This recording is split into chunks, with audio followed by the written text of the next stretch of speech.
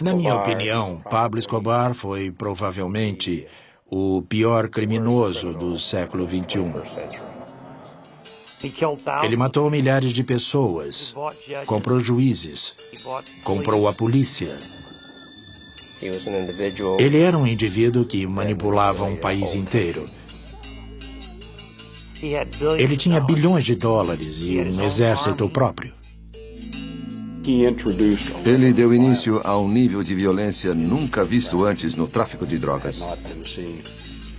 Dedicou-se à lesão corporal intencional. Assassinato era um meio de vida. Eu o considerava um monstro. Os governos colombiano e americano resolveram capturá-lo a qualquer preço. Nos envolvemos em uma operação muito longa. Quando a gente chegava na Colômbia, havia uma recompensa de $300 mil pela nossa cabeça. Ele corrompia as autoridades ou as intimidava. Sempre existia a ameaça de assassinato. Andava-se de carro com a arma em punho para se proteger. Ele se sentia no colo de Deus.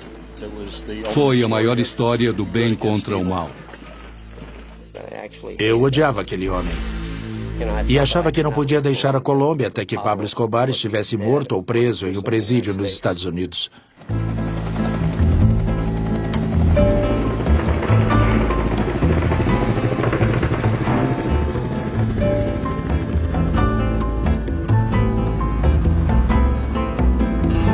Guerreiros Secretos.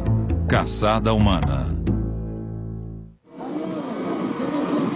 Ofender as pessoas erradas pode custar uma eleição a um candidato.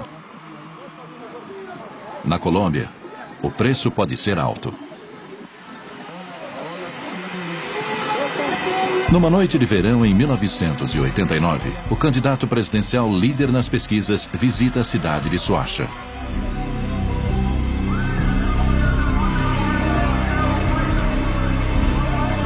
No tempo que dura um aperto de mão ou um beijo em um bebê, a campanha termina de repente.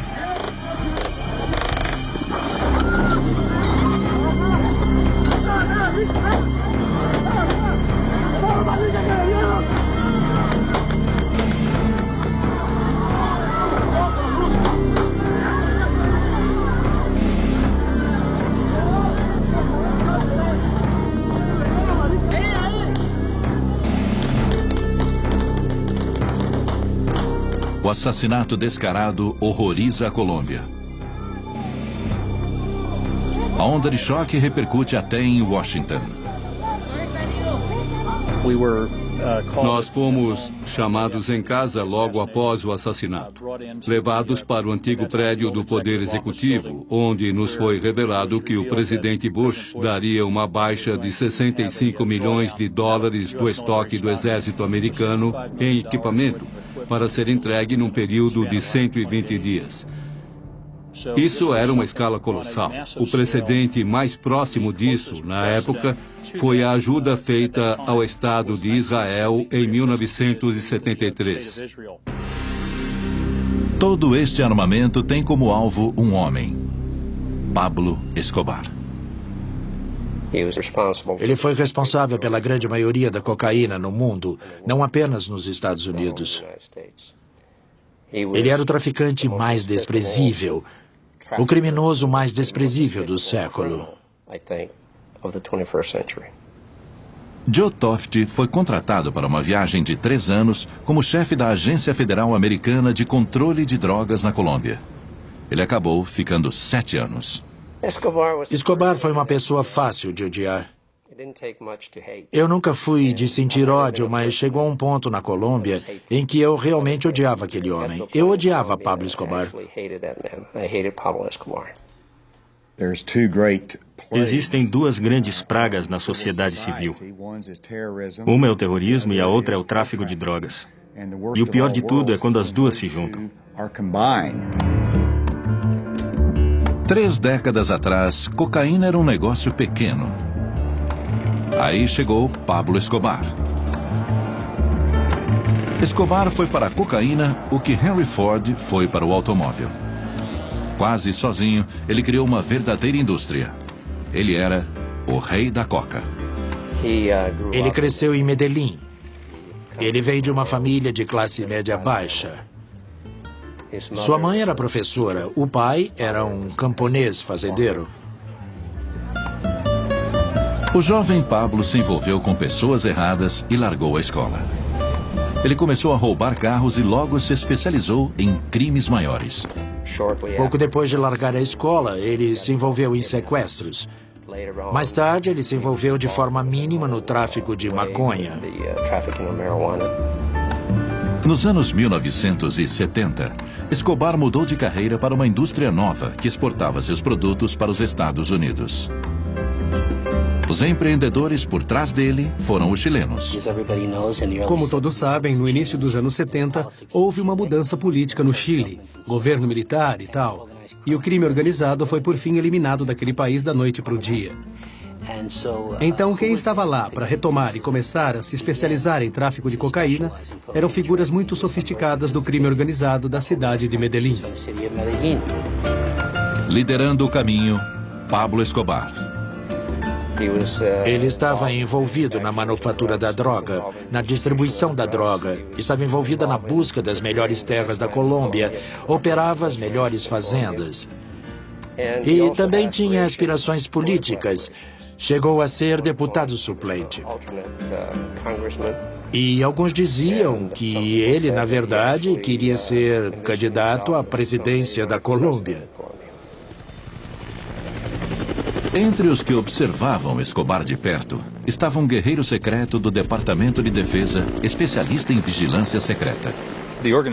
A organização consistia de uma série de cultivadores de coca com os quais estreitamos contato no Peru e na Bolívia.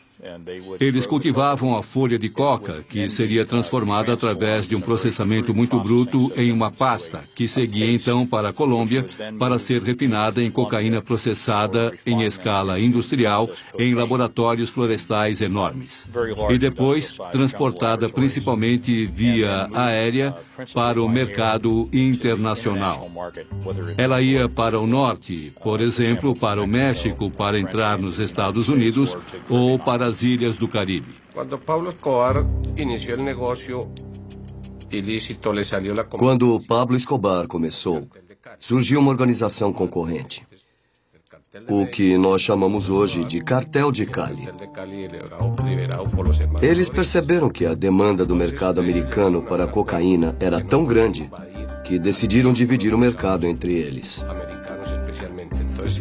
Escobar escolheu os melhores pontos de entrada e ele começou a abastecer a Flórida, começando por Miami.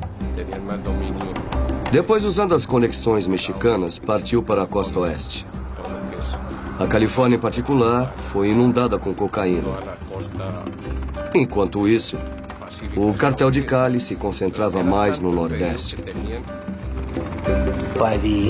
No início dos anos 80, quando a epidemia de crack explodiu no cenário americano, os cartéis eram capazes de enviar centenas de quilos, se não toneladas de cocaína, em aeronaves particulares, aviões cargueiros, etc. Nos anos 1980, os Estados Unidos foram inundados com drogas baratas colombianas. Quando o hábito de bater uma carreira pegou, a cocaína seguiu de vento em popa. Cheirar cocaína se torna um passatempo da classe média. Esquinas se tornaram mercados de drogas.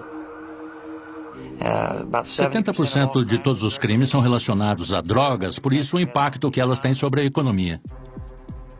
Alarmado pela calamidade das drogas, em 1986, o presidente Reagan assina a Diretriz de Segurança Nacional 221, altamente confidencial, classificando o tráfico de drogas como uma ameaça à segurança nacional. É a polícia, no chão, no chão!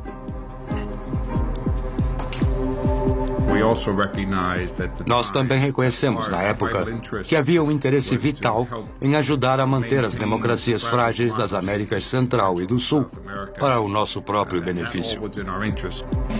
Os Estados Unidos passaram a combater as drogas em duas frentes, no asfalto e na floresta. Tanto o DEA como as nossas agências de inteligência Tinham estratégias para nos dizer como ir atrás daqueles que vendiam drogas nas ruas das nossas cidades nos Estados Unidos e como pressionar os cartéis na Colômbia, que eram, na verdade, os idealizadores por trás disso tudo. Havia duas facções principais, a facção de Medellín e a facção de Cali. E quando eu cheguei à Colômbia, o então chamado cartel de Medellín era de longe o maior. Eles cooperavam mutuamente e, em muitos casos, enviavam carregamentos em comum para os Estados Unidos. Pablo Escobar e sua organização criaram uma nova modalidade. Havia duas forças diferentes trabalhando.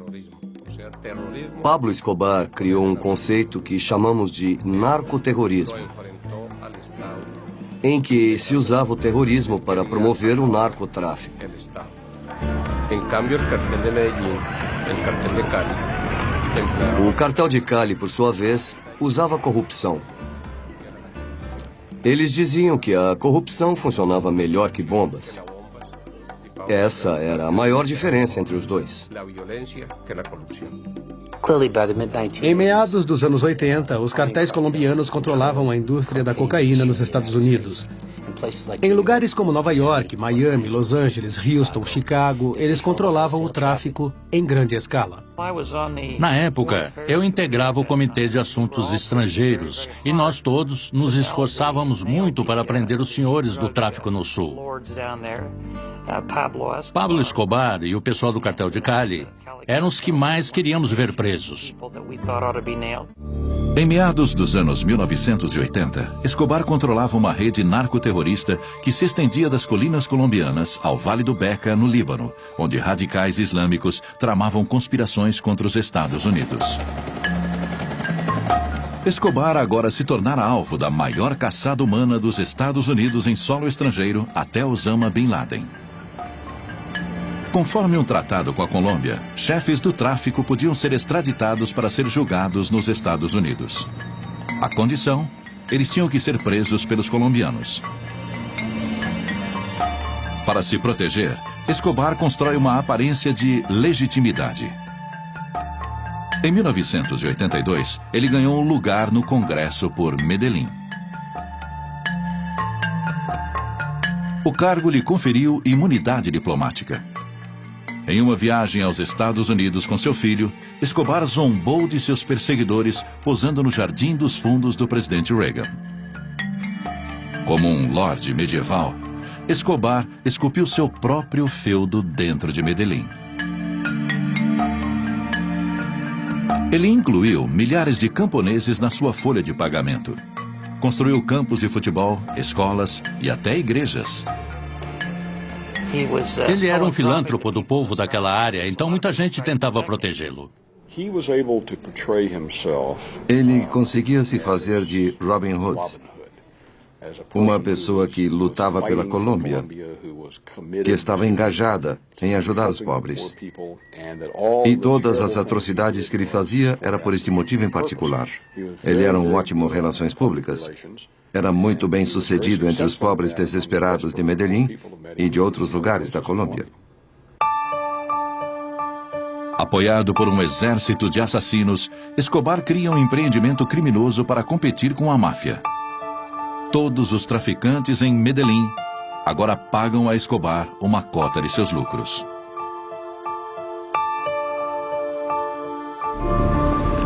Como embaixador na Colômbia, Morris Busby era o homem certo, no lugar certo, na hora certa. Formado pela Academia Naval, Busby era especialista em combate ao terrorismo. Escobar fez coisas horríveis para intimidar o governo e a polícia. Ele oferecia um prêmio pela morte de policiais. E na Colômbia, de vez em quando, eles usavam estudantes do ensino médio para policiar o tráfico como assistentes da polícia. Eles passavam e atiravam nesses jovens para ganhar 40 ou 50 dólares. Ele descamba para o lado do terrorismo. Começa a explodir shopping centers, começa a atacar de emboscada comboios policiais, começa a matar pessoas indiscriminadamente. Eu fui a mais funerais na Colômbia no período de 1 ano que a maioria das pessoas vai durante a vida. Havia pessoas lutando nesta guerra na qual eu estava envolvido, a guerra contra as drogas. Elas chegavam lá e eram mortas por Escobar. E a esta altura, os governos colombiano e americano resolveram capturá-lo a qualquer preço.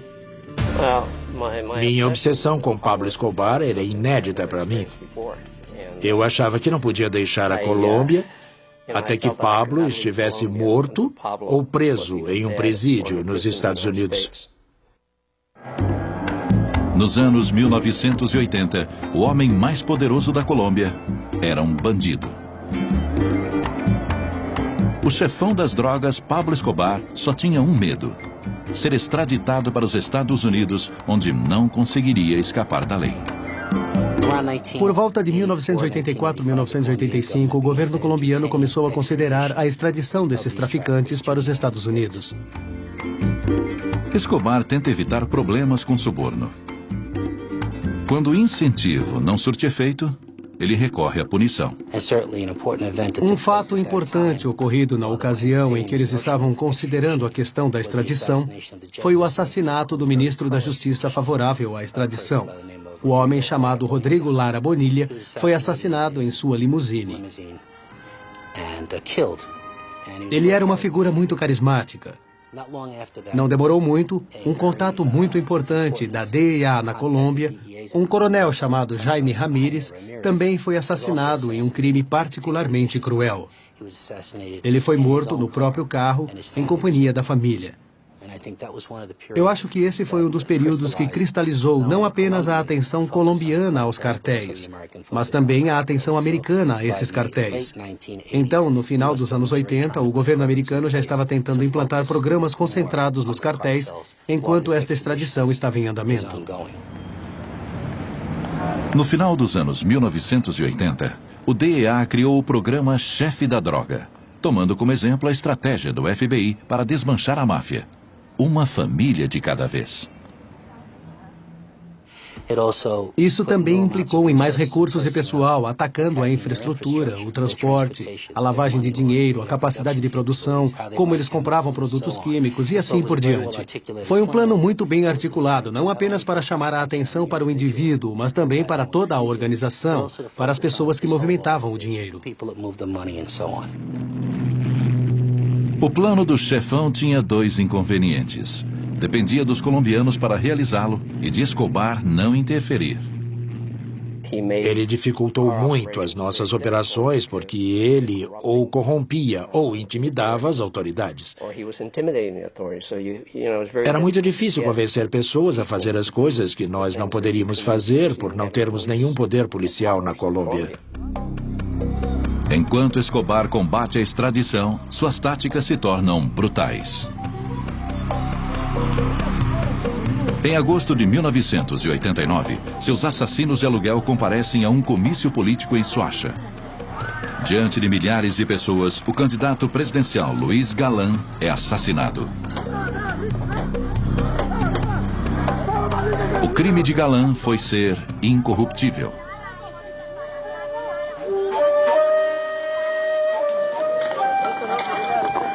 No mesmo dia, os assassinos de Escobar fizeram vítimas em outras cidades da Colômbia.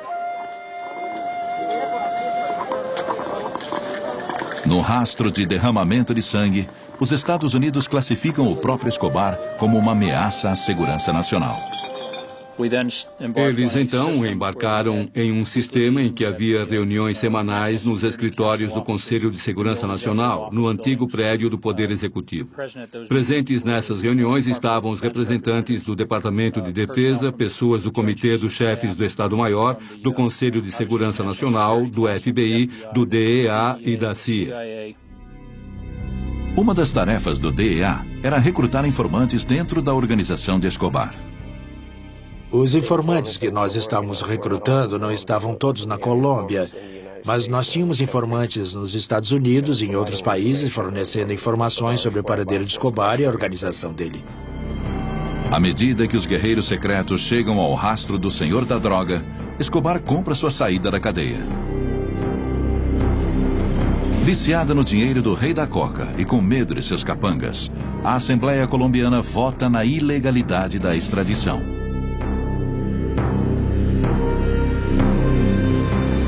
O presidente George Bush responde com uma emenda. Um decreto de lei de 1970 vetava o governo americano de participar do assassinato de cidadãos estrangeiros. Bush revisa o decreto e permite o uso de força contra terroristas que ameacem os Estados Unidos. Quando a extradição foi eliminada do conjunto de instrumentos a nosso dispor para atacarmos os cartéis, passou a ser vital, na época, trabalhar em conjunto com a Polícia Nacional Colombiana. Dar todo o apoio possível para que eles pudessem usar todas as ferramentas disponíveis para caçar essas pessoas e levá-las à justiça. Para ajudar os colombianos, o Pentágono envia sua unidade mais secreta, uma equipe de combate ao terrorismo conhecida como Centra Spike. Munida dos mais sofisticados equipamentos de vigilância, eles podiam literalmente encontrar uma agulha no palheiro. Como chefe do Comando Militar do Sul dos Estados Unidos, o general George Jowan dirigia a Centra Spike. Mas boa parte dela era um conjunto de inteligência de todos os tipos, de imagens à comunicação, até o que se vê no chão. E a Central Spike foi um elemento crucial. Além da Central Spike, várias equipes da Força Delta foram enviadas à Colômbia para treinar a Polícia Nacional. Sob leis americanas, as unidades Delta não podiam perseguir Escobar. Nós garantimos que a equipe Delta, que as forças especiais, entendessem que deviam treinar os colombianos. Demoraria mais, mas era importante que a polícia colombiana fizesse essa operação. O desafio era treinar a polícia colombiana em alto nível, para obter informações privilegiadas e depois utilizar essa informação para capturar Escobar. As equipes Delta treinaram 2 unidades novas dentro da polícia colombiana. A primeira unidade, chamada Search Block, aprende a usar informação em tempo real para rastrear Escobar e apontar sua localização. Membros da segunda unidade, a Copaz Comandos, aprendem a realizar uma morte limpa. Começa a caçada ao homem mais procurado do mundo. Mas como um animal encurralado, Escobar contra-ataca. 27 de novembro de 1989. Minutos depois de decolar, um avião comercial colombiano cai. A queda não foi acidental, e sim obra do senhor da droga, Pablo Escobar. Seu alvo era o candidato presidencial César Gaviria, concorrendo no lugar daquele assassinado por Escobar 3 anos antes.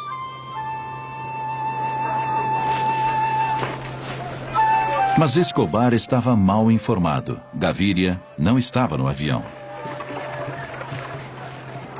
Todos os que estavam a bordo, 110 pessoas, morreram.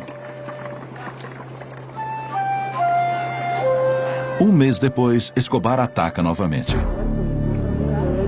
Ele escolhe um alvo simbólico, o órgão colombiano equivalente ao FBI. Centenas de pessoas feridas. 70 morrem. Ele não hesitava em matar seus inimigos, suas famílias. Era capaz de fazer isso usando puro terror. Ele era lendário pela violência com que tratava pessoas, empregando diferentes formas de tortura. E, de fato, houve uma gravação telefônica na qual um homem era torturado no fundo enquanto Pablo conversava com a esposa ao telefone. Pelo que eu soube deste telefonema, Pablo põe a mão no bocal e pede aos seus capangas: "Cala a boca dele, estou falando com minha esposa", e segue conversando com a esposa sobre temas corriqueiros. Não há dúvidas de que Escobar seria considerado por muitos um psicopata. 2 meses depois do atentado à sua vida, César Gaviria é eleito presidente. Ele decide pegar Escobar ou morrer tentando.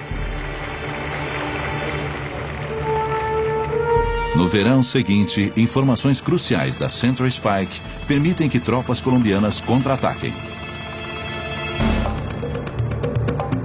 A Search Block localiza o primo de Escobar, um manda-chuva de seu cartel.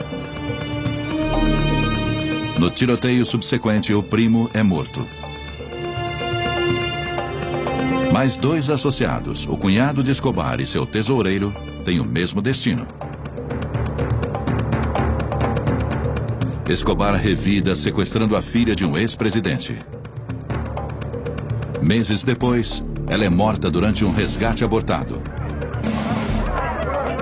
Encorajado pelo sucesso, Escobar sequestra mais parentes do partido da situação. Então, um aliado inesperado entra na guerra contra Escobar: o concorrente Cartel de Cali. Um por um, os homens de confiança de Escobar são mortos. Escobar decide que o lugar mais seguro agora é atrás das grades. Em junho de 1991, ele se entrega ao exército colombiano. A prisão ficava no topo de uma montanha na pequena cidade de Envigado, perto de Medellín.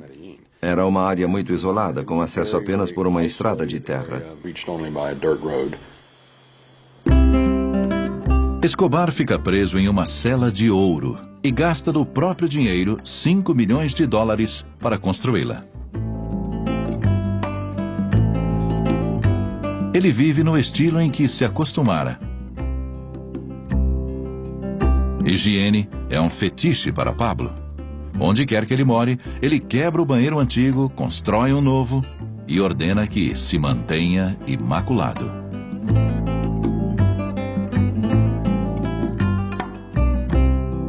Ele zomba da polícia, levando drogas e prostitutas para a prisão.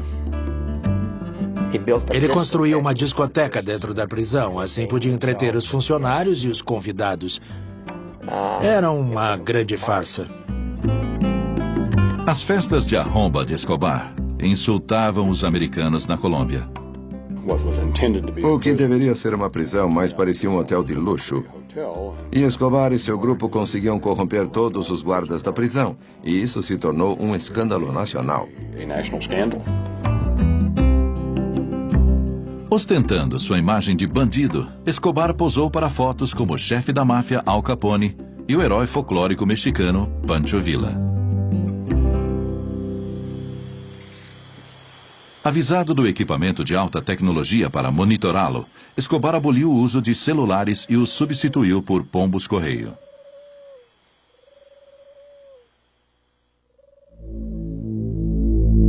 No cúmulo da audácia, Escobar reuniu um arsenal para seus homens de confiança.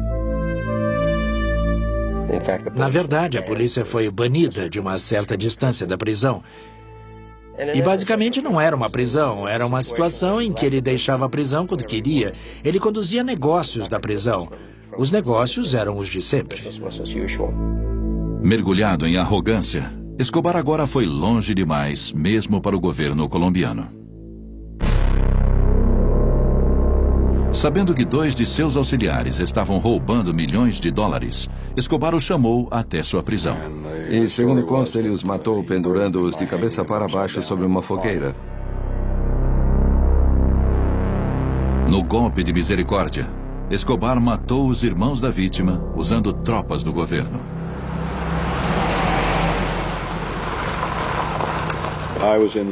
Eu estava nos Estados Unidos em consultoria aqui em Washington. Recebi um telefonema em torno da meia-noite, dizendo que o governo colombiano estava preparando uma ação contra Escobar e queria tirá-lo de Envigado.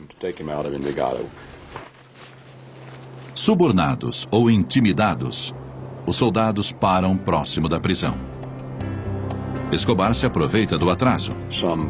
Umas 5 ou 6 horas se passaram e recebi outro telefonema dizendo que de fato ele tinha escapado. Escobar se torna um fugitivo relutante. Acho que ele nunca teve a intenção de sair de Envigado. Só quando o governo colombiano montou uma operação para retirá-lo de lá, e ele percebeu isso, foi que ele fugiu para impedir que isso acontecesse. Foi embora. Mas acho que se o governo não tivesse feito isso, ele estaria tão seguro quanto no colo de Deus. Não havia razão para ele querer sair de lá. Com Escobar solto, o presidente colombiano procura Busby. Ele, obviamente, estava transtornado. Transtornado pelos mesmos motivos que eu. Conversamos sobre isso. E ele deixou claro que gostaria da ajuda americana. Eu garanti a ele que nós ajudaríamos. E voltei à Colômbia no mesmo dia. Com a retomada da caçada a Escobar, cada minuto contava. Eu achava que quanto antes nós pudéssemos procurá-lo, maior a chance de localizá-lo, porque ele não havia planejado sua fuga e ainda não tinha tido tempo de contatar seu pessoal e montar as defesas que ele mais tarde providenciaria para se proteger. Então era primordial que nós agíssemos bem depressa. Assim que Gaviria, o presidente da Colômbia, pediu ajuda aos Estados Unidos para recapturar Escobar, a partir daquele momento as Forças Armadas realmente se envolveram, fornecendo recursos, treinamento e etc. Foi um esforço sem precedentes. Eu não consigo me lembrar de outro momento com tanto apoio de Washington para pegar um criminoso em terra estrangeira. Não era apenas um homem. É preciso lembrar que ele era o líder do cartel de Medellín. Ele não foi o único que fugiu, mas vários membros da sua gangue, que também eram assassinos, e membros do alto escalão do cartel. Ele tinha uma infraestrutura na cidade de Medellín e em outras regiões da Colômbia. Bastava ele ligar e em um curto período de tempo reuniria um grupo para protegê-lo. Começa uma caçada mortal entre o comandante do exército da cocaína e os guerreiros secretos americanos. Dias após escapar da prisão, o lorde da droga Pablo Escobar desaparece na selva colombiana. A princípio, nós acreditávamos piamente que iríamos pegá-lo muito rápido. No entanto, Escobar provou ser um grande adversário. Ele conseguiu burlar a operação que nós montamos para encontrá-lo. Minha opinião era que, depois da segunda semana sem capturá-lo, nós entraríamos em uma operação muito longa. Conforme a caçada se arrasta, Escobar ataca seus perseguidores. Ele paga a garotos em Medellín algumas centenas de dólares para cada policial que matassem. Mais de 150 foram assassinados. Em Bogotá, uma onda de explosões abala a capital. Centenas morrem na carnificina. Muitos americanos trabalharam em situação de perigo. Houve um caso em que uma bomba explodiu numa área onde um jovem jantara com sua esposa 15 ou 20 minutos antes. E o restaurante em que estavam foi derrubado. Janelas das casas do nosso pessoal se quebraram. Havia a ameaça constante de assassinato. Quando a gente chegava à Colômbia, era avisado: sua cabeça vale 300 mil dólares. Haja de acordo. Ou seja, fique atento ao que se passa ao seu redor. Depois que Escobar fugiu, o DEA levou Steve Murphy às pressas para a Colômbia. Ele se instalou na base de Escobar em Medellín, a cidade mais violenta do mundo. Eles mandavam uma caravana de carros formada por pelo menos 5 carros, de 3 a 4 homens por carro, armados até os dentes.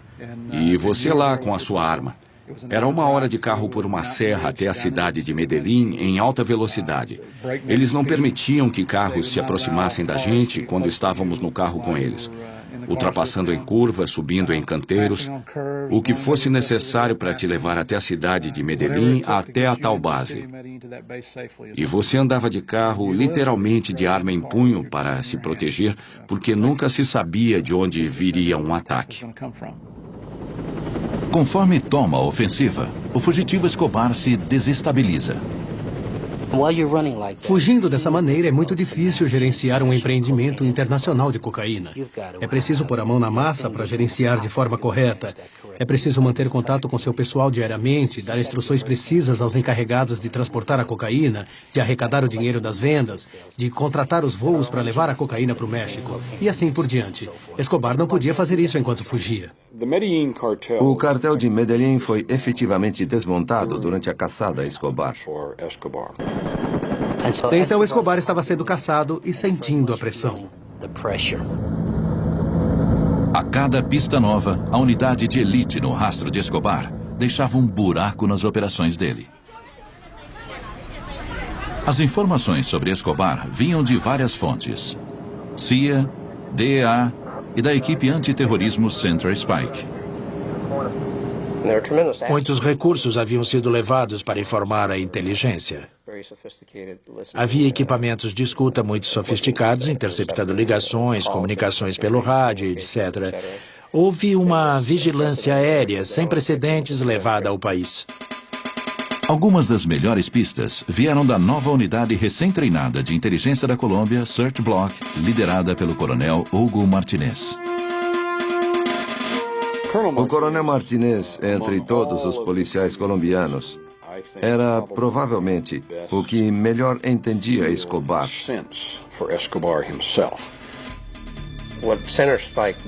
O que a Central Spike fez foi aumentar tremendamente a nossa habilidade de monitorar as conversas entre Escobar e o seu grupo. Escutas escondidas ajudaram a capturar os companheiros de Escobar, mas não o próprio Escobar. Quando eles triangulavam o sinal dele, o equipamento de busca direcional de rádio não tem precisão absoluta, ele te dá a área em geral. Mas quando a unidade conseguia chegar ao local, ele já tinha saído, já estava a 10, 15 quilômetros dali.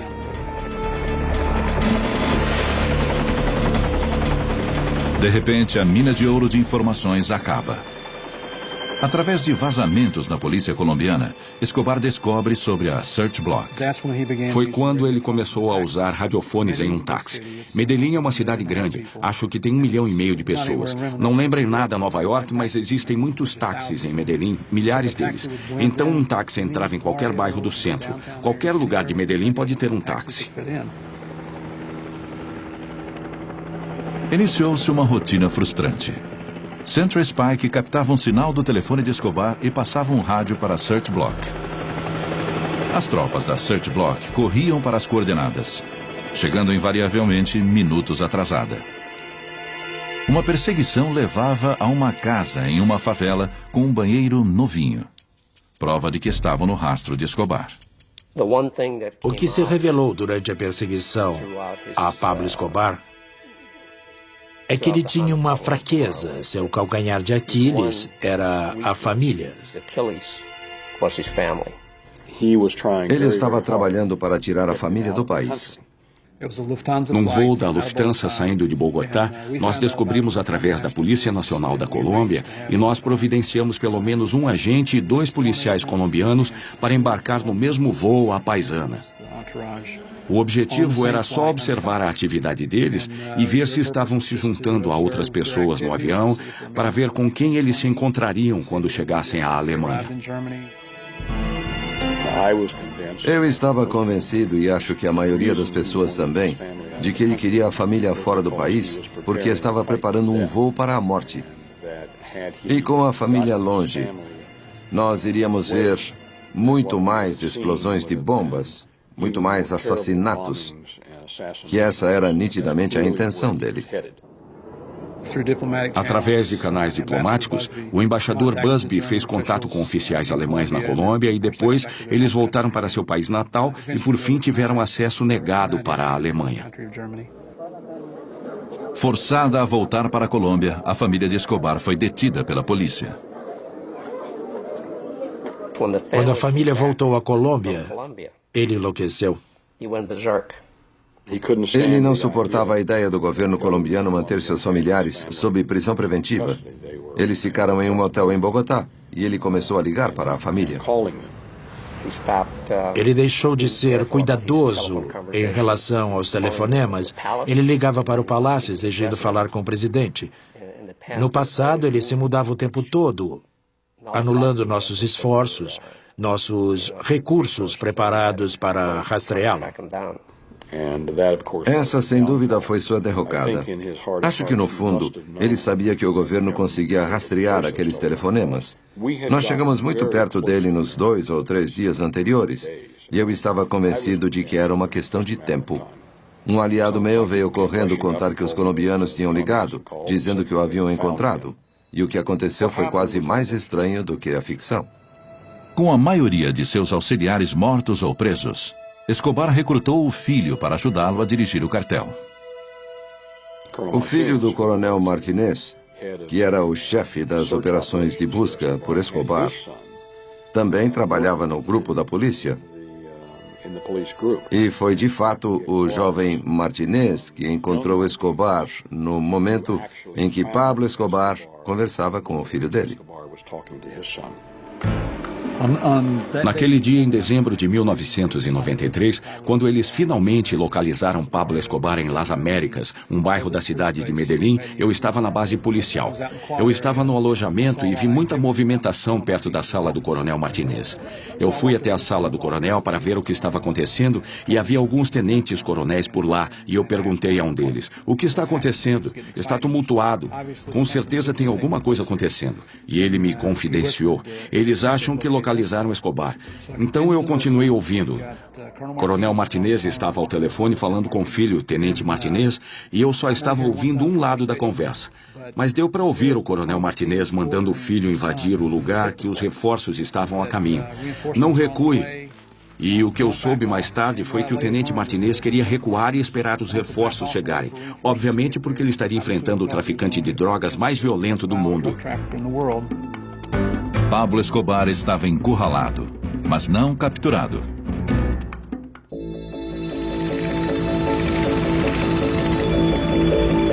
No quartel da polícia em Medellín, o agente do DEA, Steve Murphy, esperava o desfecho de um tiroteio com o lorde da droga mais poderoso do mundo.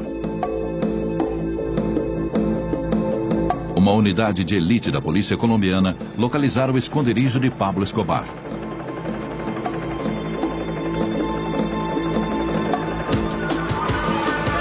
Com todas as rotas de fuga vigiadas, começou o abate.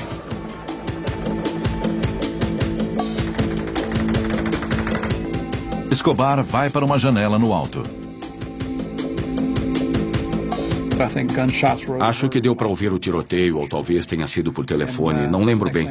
E eu logo ouvi o coronel Martinez gritando: eles pegaram Escobar, acabaram de matar Escobar. Eu entrei no carro com ele e corremos para o local. Quando chegamos lá, havia um bloqueio da polícia. As forças armadas ainda não tinham chegado. Apenas a polícia cercava a área. Nós entramos e subimos para o segundo andar. Eu estava lá com o coronel Martinez, observando o telhado onde estava o corpo de Escobar, e os 7 homens da unidade que conduziram o ataque estavam lá também. Eu fui contar ao pessoal da CIA, eu fui contar para todo mundo que encontrei na embaixada que Pablo Escobar finalmente estava morto. Eu estava no meu gabinete na embaixada quando soube que Escobar tinha sido morto. Pedi uma prova. Eles voltaram. Eu liguei para o contato que tinha na Casa Branca e disse: acho que nós o pegamos. Uns 15 ou 20 minutos depois, eu soube que eles tinham comparado as impressões digitais. E, de fato, ele estava morto. E foi o fim de 18 meses de estresse. A grosso modo, eu acho que foi a maior história do bem contra o mal. Se quisermos criar personagens para a história, seria o Príncipe das Trevas, personificado por Escobar, contra as forças do bem. Nesse aspecto em particular, as forças do bem ganharam. Eu acho que não há um grupo melhor de agentes, mais concentrado em sua missão. Eles são extraordinariamente valentes, mostraram um nível de comprometimento que iriam a qualquer lugar para cumprir a missão. Ainda há uma grande quantidade de drogas produzidas na Colômbia que consegue passar pelas nossas fronteiras mais pobres.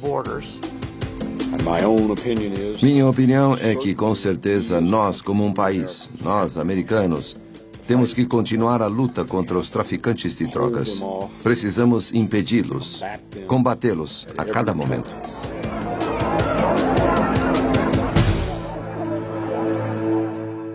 Dedicado à memória de Maria Eugênia Delgado Sanches.